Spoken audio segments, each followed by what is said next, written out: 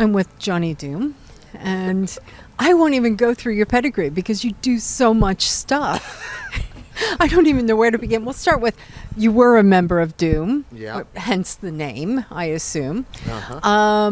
You're now the leader of Police Bastard, or the singer of Police Bastard. Yep.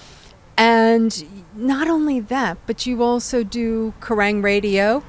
You had a TV show for a while. Yep. You've been in the music business for a heck of a long time. Yeah.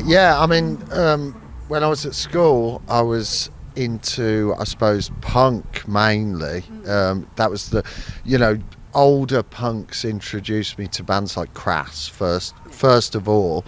And then I went back and got into things like Buzzcocks and Stiff Little Fingers. But yeah, my first punk band that people got me into, older friends, was Crass. So it was a really weird venture into music, really, with Crass, because there was so much to take on. There was politics, there was all the kind of image, there was all the crowd and everything. And I remember going to see Crass when I was 12 at Digbeth Civic Hall, and with Brian as well, who was later in Doom, and Jason as well, who used to drum for us. And it was like another world, I didn't really understand it completely. 12, that's... Yeah, you don't. But yeah, that kind of shaped music for me. And then I was also into other stuff as well, as you are when when you're young, whatever it is, when you're growing up. So I was into all sorts of things, whether it was punk, pop, disco, whatever it was. I was listening to everything. But there was this scene happening. There's a scene happening and kicking off. So we kind of went with that, really. Yeah. And you've stayed musically when you play music, staying with the punk. But your Kerrang show is mostly metal, from what I understand and what I've heard. Well, rock, really. Yeah. I mean, rock's a really wide genre anyway. And also, I would never have thought of myself as working for Kerrang, because when I was growing up, it was very much a kind of industry standard for rock. It was a magazine with Deep Purple or whatever it was, Led Zeppelin and AC/DC, and then it went on to things like Metallica and Slayer. And it was kind of separate from punk, but also covered parts of it as well. So there was a crossover, but I never thought I'd work for Kerrang. The only time... the only reason I worked for Kerrang is because it kind of came to me. Somebody said, "Oh, you've been in bands, lots of music. We're launching a station, so therefore, do you want to come and kind of do some stuff?" And obviously, as a music fan, it's a great opportunity. So I just ran with it. And obviously, I like bits of metal, bits of punk, bits of everything. So it was a good opportunity to do something. But yeah, I mean, obviously, when you're in the punk scene, which is very, very kind of not, I wouldn't say closed, because it's a very open scene musically and ideas-wise, but it's also a family, very much a family. Definitely. So when I was working for Kerrang, or going to Kerrang, I understood that there was probably a few people who'd go, "Oh, he's sold out now. He's gone to the metal crowd. He's gone and done this," and it's not like that at all. Really, it's just somebody asks you whether you want to do something, and you think to yourself, "Do you want to do it?" And I've made it work, So. And it's a proper radio station, isn't it?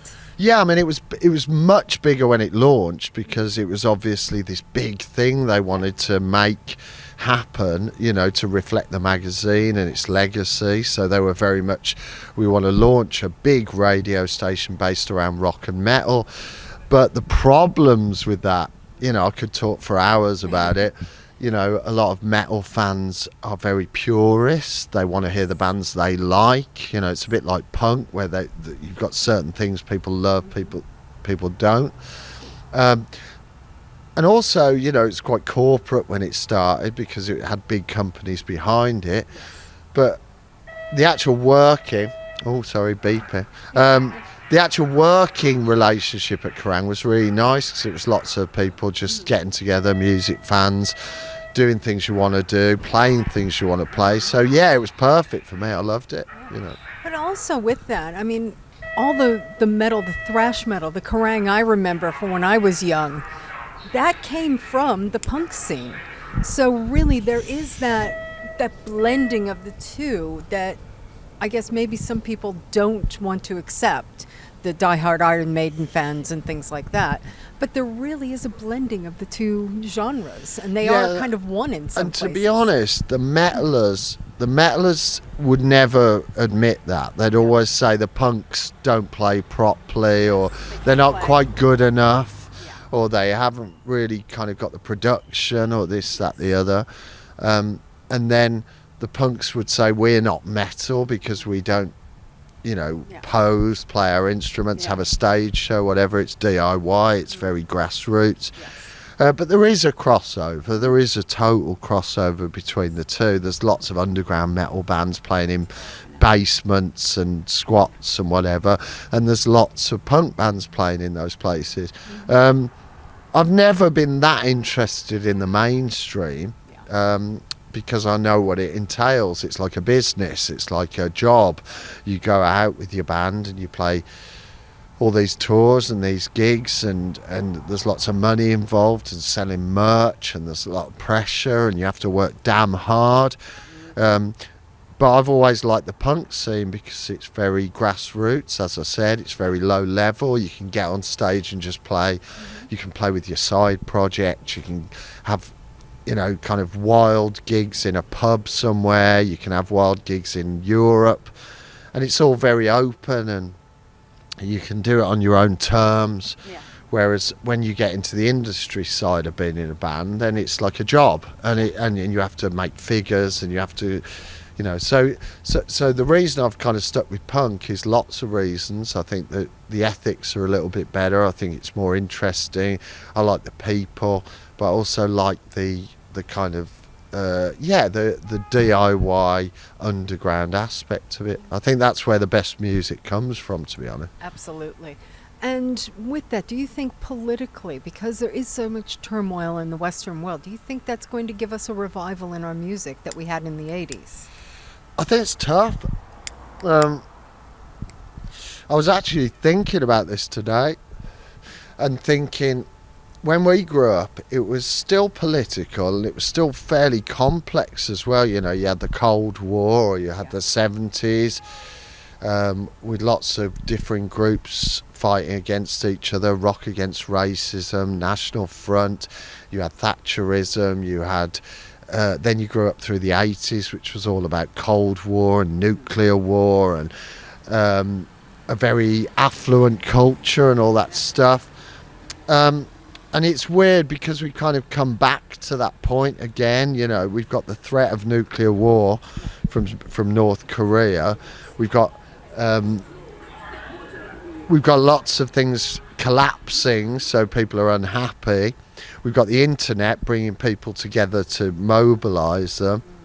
So it almost seems like it's more political now, in some ways, more activist, and people are more intelligent now as well, more well read. They can back up their arguments much better than people could in the 80s. Yes, it took a lot of effort to get that information. Yeah, I mean, I'm not saying some people didn't know their stuff, but what I'm saying is it was a simpler time back then in the 80s, and people could protest against things.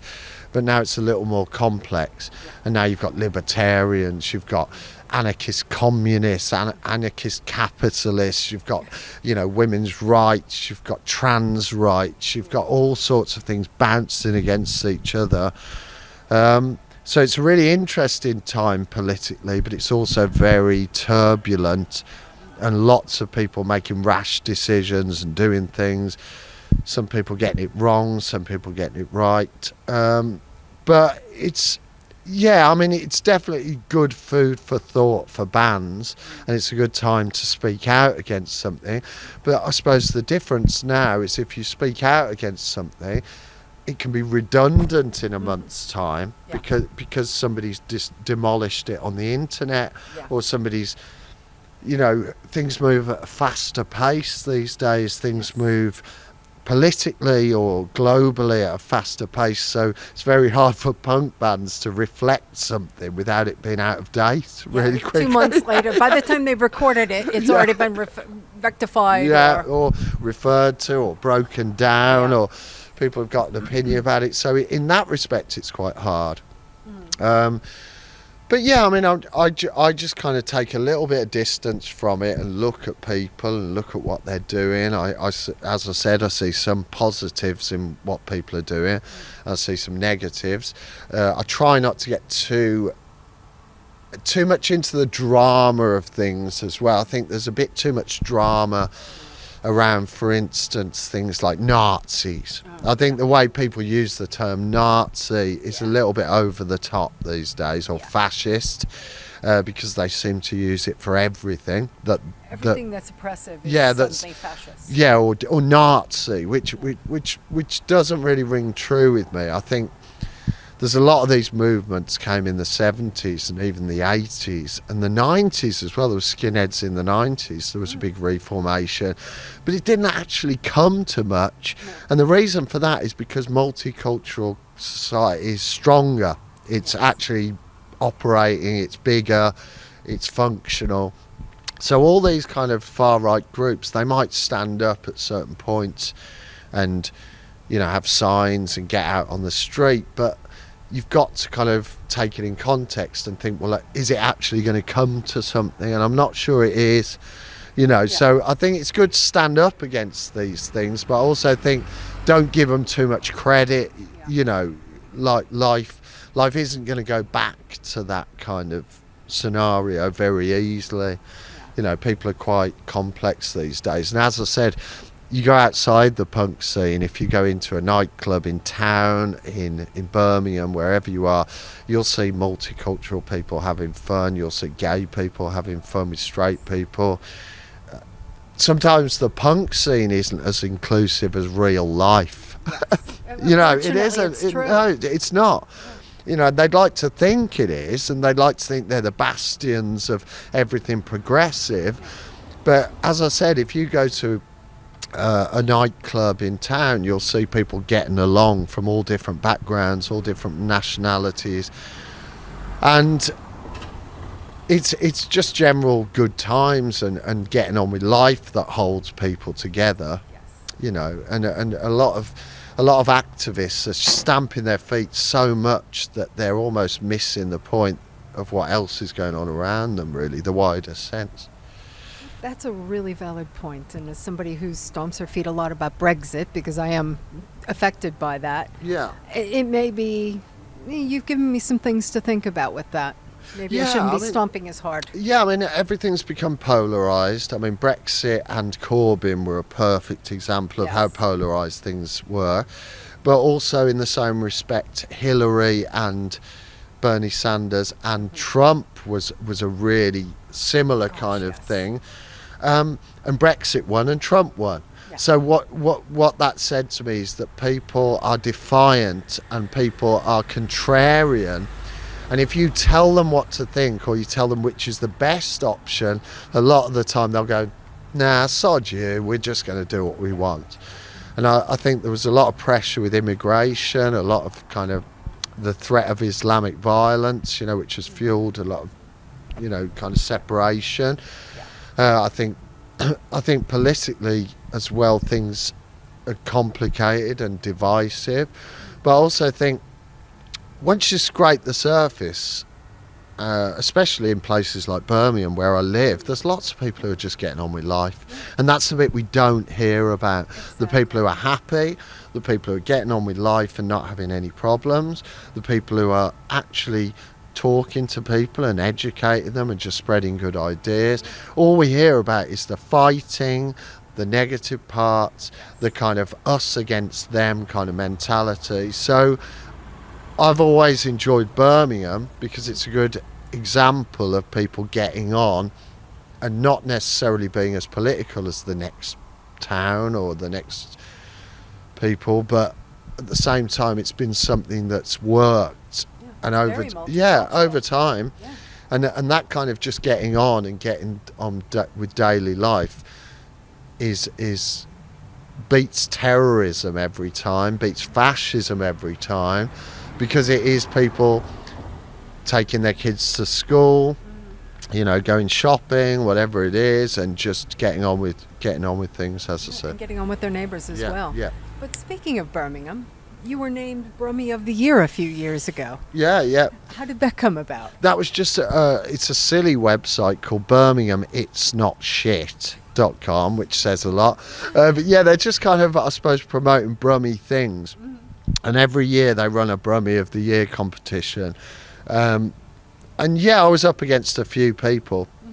But obviously, because I've got the radio show, I was able to tell people about it on air, which got me more votes. More votes, Yeah, so I don't think I won it because of my good looks or you know, kind of insightful wisdom. It was more just like I was in the right place at the right time, and I managed to do it. But yeah, it was a lot of fun. Yeah. And I'm still working with a lot of Brum projects. I've just got a job actually with Home of Metal. You know, I don't know whether you know about that. Yeah, celebrating kind of Black Sabbath and Judas Priest as well from the Walsall area. You know, the Midlands kind of having a hand in creating heavy metal. That's where it began. Yeah. I mean, if it wasn't for Black Sabbath hearing the sounds in the factories, they wouldn't have gone on to start creating music that sounded like that to them and was inspired. And again, it's a crossover between me and my punk roots and heavy metal. I mean, I wasn't into metal that much when I was growing up. I liked to Meebix and Antisect and Sacrilege and Napalm Death, but I wasn't a heavy metal fan. I wasn't into Maiden or Priest. But as time's gone on, obviously I'm like, well, they were from Birmingham and Priests were from Walsall, and I've spoken to them, I've interviewed them with Kerrang, and you know, it's all part of this kind of legacy, which obviously I'm proud of now, you know. Whereas before I would have just been like, oh, I'm not a rocker, you know, whatever. Well, you're just a music fan. Yeah, crossover. You know, I'm just as much into hip hop. I'm just as much into grime or whatever's happening now. I like things that are fresh and interesting. I like to keep in with what's going on, but I also like to, you know, reference my past and go and hang out with people I've hung out with for years. And that it gives me a good life. You know, that's what it is, good life. And in your career as a journalist, you've done quite a few interviews. Who's been the most interesting interview you've had? I don't know whether I could put down to like a singular one, because there's been so many, but I love speaking to Americans because they're very savvy in how to talk and how to sell something. It's the capitalist in them. But that makes for a great interview. You know, Scandinavians, absolutely love them, but there is a language barrier, so you tend to get a lot of ums and ahs and pauses. Yeah, you know, fair play to them. I don't speak Scandinavia. And then obviously English bands are quite reserved because we are anyway, usually, you know, so Americans are my favourite, and I've spoken to Marilyn Manson, Foo Fighters, all those kind of big artists, all the big names. and then obviously underground bands as well. But you know, it's nice to talk to them. It can be a bit boring because people talk about just the amplifiers or the guitars and things like that, when you want to talk about something maybe a little bit more poignant, a bit more political. But you know, it's a great job, and that's all it is. That, you know, that's the one thing about Kerrang. It's a job. Like, you know, when you go to work in a factory, you don't try and change that factory. You just go and do your best job you can and hope that you get through. And with Kerrang, it's been a bit of both. You know, some of it's been me towing the line and going, I'll play this band and that band, but some of it's been my input as well. You say, this is what I want to play. I think this would suit and fit. And it's softened me, you know, because I can see the passion from those rock fans. And I don't like the band, but they do, and I respect that passion, you know, so I don't... There's something about someone's passion for what they love that can be very inspiring, I think. Yeah, I'm not as judgmental as I used to be, because I've been doing it for so long, and I just want people to enjoy themselves more than anything. You know, that's the main thing. I don't want to... I'd rather be positive than negative, if you know what I mean, about the whole thing. And on that note, I think we shall end on a positive note. Well, yeah, thanks for talking to me and good luck with everything you do, MPRV News.